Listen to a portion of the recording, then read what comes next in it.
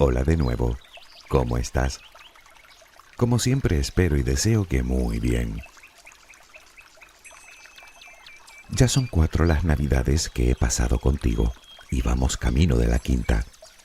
En realidad este audio es el pago de una deuda que tengo para con muchos de ustedes que llevan años pidiéndomelo. Bien, pues hoy hablaremos de la Navidad. Pero ya me conoces, no te voy a contar lo que ya sabes, sino otras cosas que tal vez te sorprendan de esta celebración, de sus orígenes, de su historia, de sus curiosidades.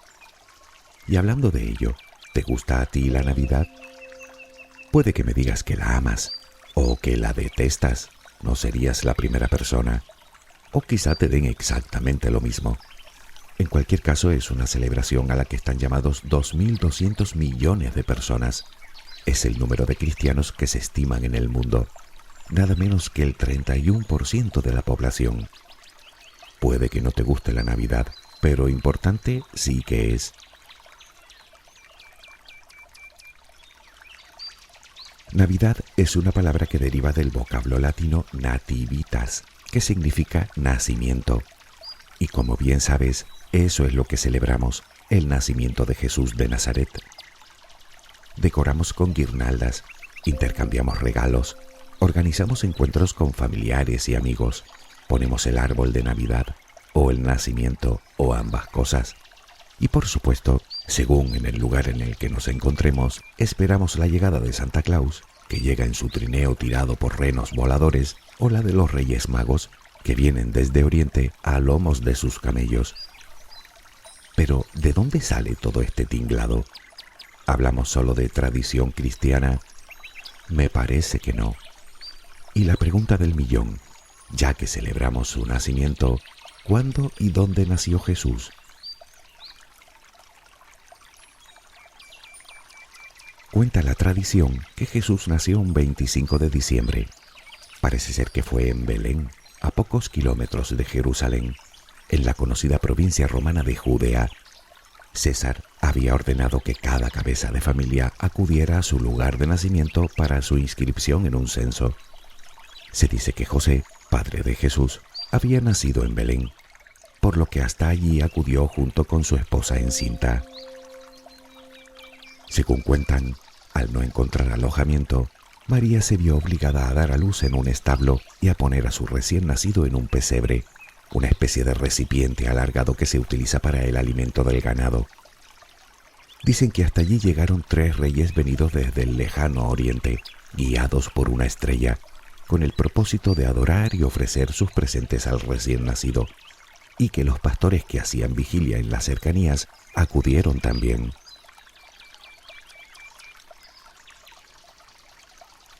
Este es el relato que más o menos conocemos todos, el que cuentan los evangelios.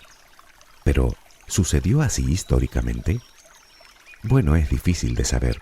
Muchos historiadores y arqueólogos se han interesado por el tema y parece ser que existen algunas contradicciones comparando otros hechos y documentos históricos. Y es que en realidad, muchos aspectos de la narración no están claros. Para empezar, es verdad que tanto Mateo como Lucas afirman expresamente que Jesús nació en Belén. Sin embargo, Marcos y Juan lo llaman Jesús de Nazaret. En aquel tiempo era costumbre poner detrás del nombre el lugar de nacimiento, y de hecho, Mateo y Lucas también lo llaman así posteriormente. Quiero decir que de haber nacido en Belén, le hubieran llamado Jesús de Belén, pero no. Lo cierto es que Belén era una ciudad de cierta importancia, considerada la ciudad de origen de David, mientras que Nazaret era una aldea de Galilea minúscula y con cierta mala fama. Tan pequeña y relevante era que no aparece en ningún escrito de la época. Sin embargo, toda la familia de Jesús era de ahí. Según creen los historiadores, Mateo y Lucas pudieron haber decidido que Belén era un lugar más propio para el nacimiento del Mesías, sobre todo porque la profecía así lo anunciaba. Con otras palabras, sus relatos parecen expresar más una idea religiosa que una evidencia histórica. Pero, ¿y qué hay del censo? ¿Por qué una mujer a punto de dar a luz se ausenta de su casa y sus comodidades? Bueno, esto tampoco está claro. Puede ser que sí hubiera censo. Roma solía respetar los modos y maneras de cada lugar, y puede ser que José tuviera que ir a su lugar de nacimiento para dicho censo junto con su esposa. El problema es que las fechas no coinciden con los distintos censos ordenados. Y una de dos, o el relato no es cierto, o Jesús no nació cuando dicen que lo hizo. Sea como fuere, María tuvo que dar a luz en un lugar que no era su casa. Pero, ¿era un establo? Bueno, en realidad no. De hecho, el relato bíblico no hace referencia a tal cosa, sino a una casa. Más parece que José acudiera a la casa de un pariente que bien podría tener los aposentos llenos por la presencia de otros familiares. Pero hay que tener en cuenta que las viviendas de aquella época y de aquel lugar solían poseer dos niveles. En la planta alta se encontraban los dormitorios, por así decirlo, y en la planta baja la zona de servicios como la lumbre. Pero durante la noche también era ahí donde se guarecían a los animales domésticos para protegerlos del frío y de los posibles ladrones. Pudo ser en ese lugar de la casa donde naciera Jesús. No obstante, tampoco hablaríamos de un lugar descuidado. Más bien pudiera haberse tratado de una estancia absolutamente digna, con muebles y con las comodidades propias de un hogar de la época. En esas circunstancias, sí es posible que un pesebre hubiera servido de cuna improvisada. Pero si Jesús no nació cuando creemos, ¿cuándo tuvo lugar ese hecho? En realidad no nació ni en el año 0 de nuestro calendario, ni el 25 de diciembre, ni siquiera en invierno. Lo cierto es que los evangelios no hacen mención de forma explícita a dicha fecha. Sí sabemos que Jesús vivió en tiempos del rey Herodes Antipas, y este murió en el año 4 antes de nuestra era, por lo que pudo nacer 2 o 3 años antes. De hecho, se sabe que Augusto ordenó un censo de población entre los años 8 y 6 antes de nuestra era. En cuanto al momento del año, existen varias teorías. Unas localizan el momento entre septiembre y octubre y otras en primavera. Recuerda que los pastores hacían vigilia con sus rebaños, y eso no sucedía precisamente en invierno, por las bajas temperaturas nocturnas.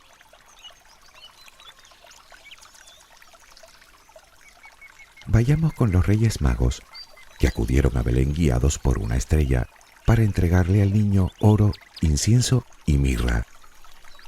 Siendo rigurosos, hay una parte importante de la comunidad científica que no termina de creer el relato bíblico, porque el único que hace mención a ellos es Mateo, y no dice nada de que sean reyes, ni dice sus nombres, ni dice cuántos eran. Hasta el siglo III no se estableció que eran reyes, a tenor de sus regalos, que por su naturaleza tenían que provenir de gente pudiente. Además, se llegó a la conclusión de que siendo 3 los regalos, tenían que ser 3 los reyes. En cuanto a los nombres, Melchor, Gaspar y Baltasar aparecen por primera vez en un mosaico del siglo VI, donde se representan con ropajes persas. Un siglo más tarde ya aparece Baltasar con la tez negra, de tal manera que Melchor quedó simbolizando a los europeos, Gaspar a los asiáticos y Baltasar a los africanos, es decir, a toda la tierra conocida. Analizando el relato, resulta que cuando acudieron a Herodes a consultarle por el nacimiento del niño, el rey ordenó eliminar a todos los niños menores de 2 años, o al menos así lo cuenta la leyenda. Si éste obró siguiendo la información suministrada por los hombres de Oriente, es obvio que Jesús en aquel momento no era un recién nacido, sino que debía tener entonces al menos 1 año. En cualquier caso, los Reyes Magos parece que no eran ni reyes ni magos, sino astrólogos, sabios según algunas traducciones, tal vez lo que hoy llamaríamos hombres de ciencia. En cuanto a la estrella a la que siguieron, hay varias versiones, desde una supernova hasta un raro alineamiento planetario. Si te lo preguntas, la estrella con forma de cometa que solemos poner en el árbol de Navidad apareció por primera vez sobre el año 1305 en un fresco de Giotto, en el que el artista florentino representa la adoración de los Reyes Magos. Parece ser que el cometa Halley había pasado 2 años antes, por lo que Giotto pudo inspirarse en él y pintarlo más tarde en esta obra.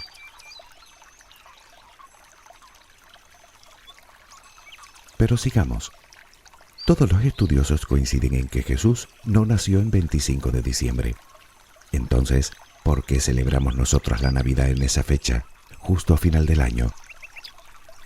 Bueno, supongo que te habrás dado cuenta de que es en periodo navideño cuando se produce el solsticio de invierno, el 21 de diciembre aproximadamente según nuestro calendario. Este dato es crucial para entender el origen mismo de la Navidad, que en este caso se remonta a miles de años antes incluso de la aparición del Imperio Romano. Imagina qué pensarían los antiguos cuando veían que los días se hacían cada vez más cortos y las noches cada vez más largas, padeciendo frío y escasez, observando cómo moría la vegetación y cómo desaparecía gran parte de la fauna. Pero luego, un día todo comenzaba a cambiar y la vida volvía a renacer, devolviendo el calor y la abundancia. Sin duda, un día para celebrar.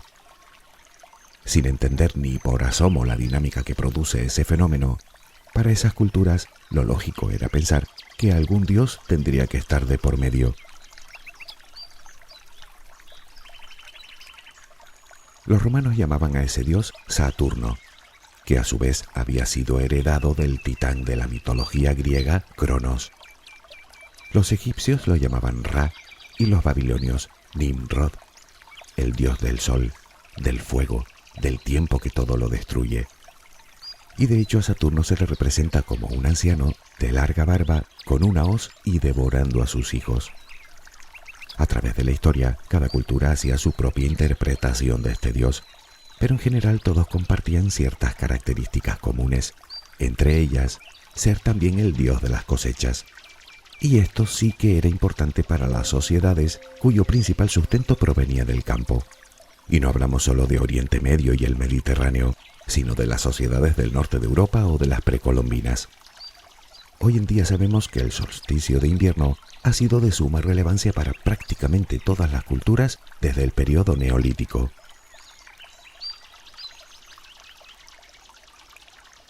Pero volvamos a Roma.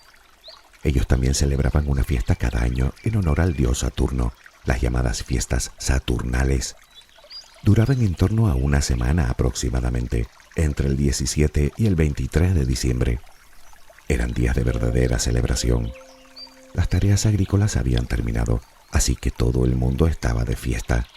Hasta los esclavos gozaban de cierta permisividad en esos días, como por ejemplo se les dejaba opinar o se les permitía vestirse con las ropas de su amo.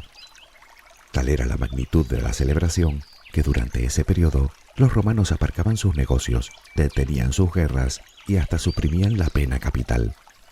Se hacían grandes banquetes, los parientes se visitaban y se hacían entrega de regalos en una exaltación de la amistad y la familia. También existía la costumbre de adornar las puertas de las casas con guirnaldas de flores.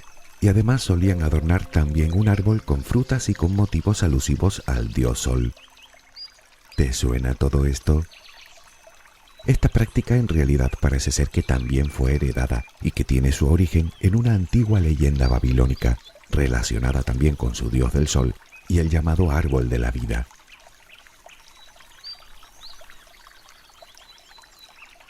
Naturalmente se trataba de una fiesta pagana, no religiosa, por lo que los romanos solían entregarse, digamos, al desenfreno y a los excesos.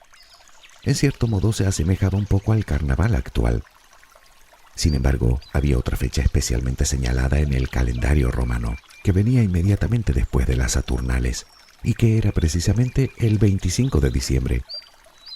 Resulta que según su cómputo del tiempo, para los romanos, el solsticio de invierno era ese día, el 25, por lo que celebraban la llamada fiesta Natalis Solis Invicti, nacimiento del sol invicto. ¡Qué casualidad! En nuestro calendario actual, llamado calendario gregoriano, el solsticio cae aproximadamente el día 21.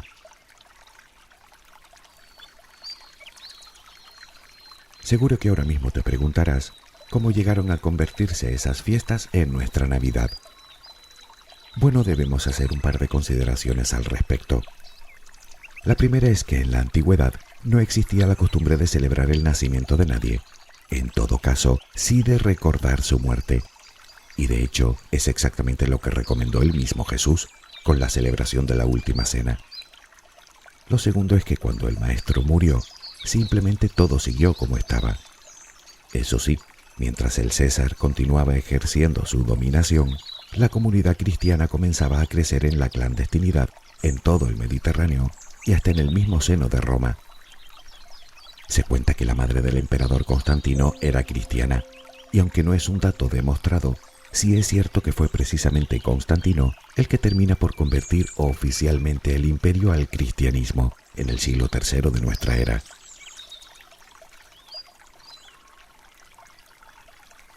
Poco a poco y en su afán de integración, el imperio fue sustituyendo algunas fiestas paganas de gran trascendencia por fiestas cristianas. Toda vez que no se conocía con exactitud la fecha exacta del nacimiento de Jesús, el Papa Julio I, en el año 350, designa para tal evento el 25 de diciembre. Ya por aquel entonces, la Iglesia contaba con líderes de gran poder de influencia, cuyas decisiones se encaminaban en adquirir adeptos entre la población que aún adoraba a los viejos dioses romanos. Así que en una audaz maniobra, convierten las Saturnales en las fiestas navideñas y el nacimiento del sol en el nacimiento de Jesús.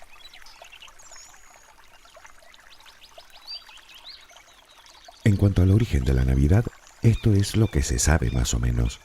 Aún quedan muchas incógnitas a las que dar respuesta e infinidad de datos siguen aún en el aire. Nadie sabe cuánto hay de verdad y cuánto de leyenda.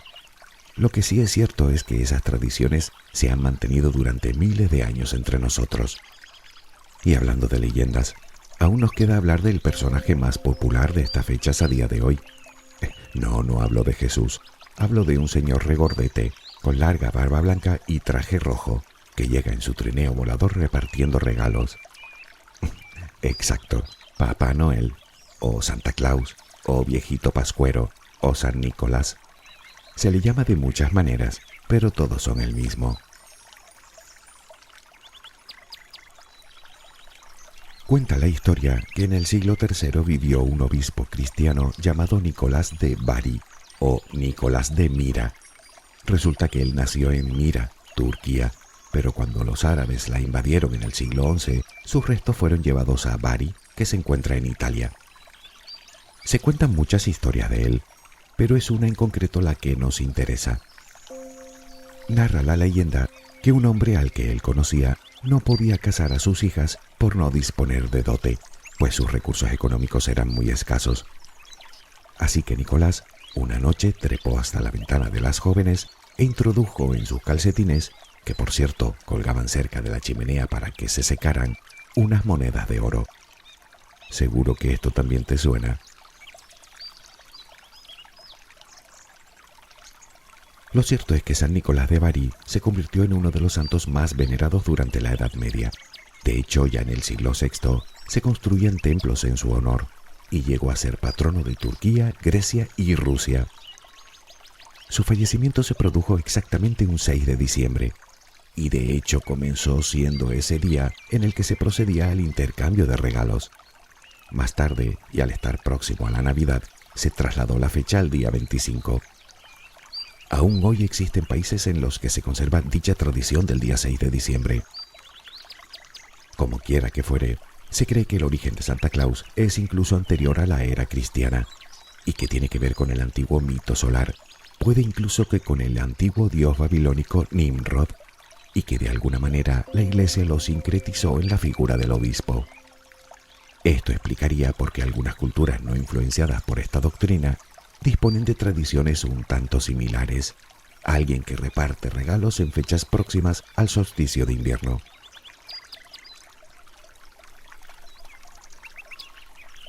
En cualquier caso, a San Nicolás se representa alto y delgado y con una pequeña bolsa en la mano, lo que lleva a preguntarnos de dónde sale el tipo bonachón y su trineo y los renos y el traje.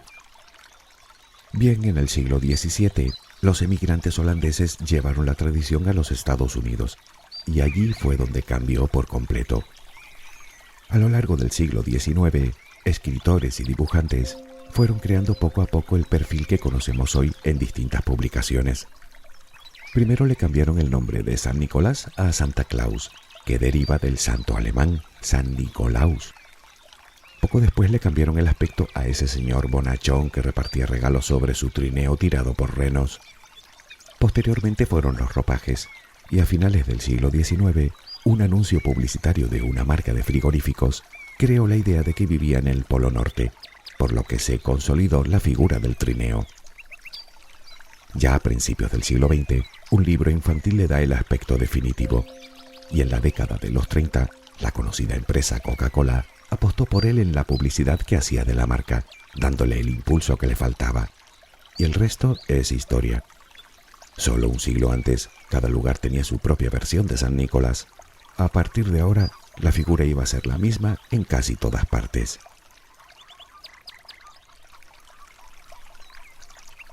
Resumiendo, la Navidad tiene un origen claramente pagano y mucho más antiguo del que se cree. Tanto es así que hoy conservamos tradiciones que tienen nada menos que 5.000 años. Tradiciones, en algún caso, incluso rechazadas por los mismos evangelios, como es la conmemoración del nacimiento de alguien, que para colmo tampoco se corresponde con el día correcto. En realidad ni siquiera se sabe con certeza lo que pasó, ya que se mezcla historia, leyenda y mito. Sé que te quedan 1000 dudas en la cabeza, como a mí. Te adelanto que algunas podrás despejarlas investigando por tu cuenta. Otras, quién sabe, tal vez nunca lleguemos a contestarlas. Pero míranos, aquí seguimos, celebrándolo. Quizás siga sin gustarte la Navidad, pero si lo piensas detenidamente, verás que tienes diferentes alternativas para celebrar. Quiero decir que puede que no compartas la Navidad moderna, ni sus motivos, ni su locura consumista, y te entendería perfectamente. Pero nada te impide hacer lo que hacían los romanos, algo que llevamos haciendo por miles de años: celebrar el nacimiento del sol, celebrar el renacer de la esperanza, de la ilusión, de la vida misma. ¿Por qué no? A mí me parece que es un motivo bastante sobrado para brindar en compañía de los nuestros. ¿A ti no?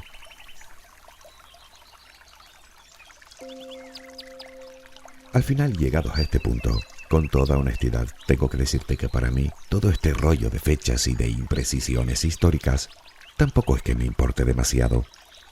Porque digan lo que digan, los niños y los no tan niños seguiremos escribiendo nuestra carta a los Reyes Magos o a Santa Claus, según se tercie. Yo la tengo preparada y lista para echar en el buzón. Supongo que tú ya habrás escrito la tuya. ¿Qué le pido? Pues verás, yo suelo pedir siempre en función de la necesidad. Así que pido ingentes cantidades de paz, amor, salud, alegría y abundancia para todos los habitantes de este mundo. Sí, ya sé, a los Reyes Magos les va a parecer demasiado. ¿O no? ¿Quién sabe? En cualquier caso, por pedir que no quede. Aunque, si es así, me conformo con calcetines y un pijama. Y, como no, seguir gozando de tu compañía. ¿Y tú? ¿Qué le vas a pedir? Espero que tengas una luminosa jornada. Hasta muy pronto.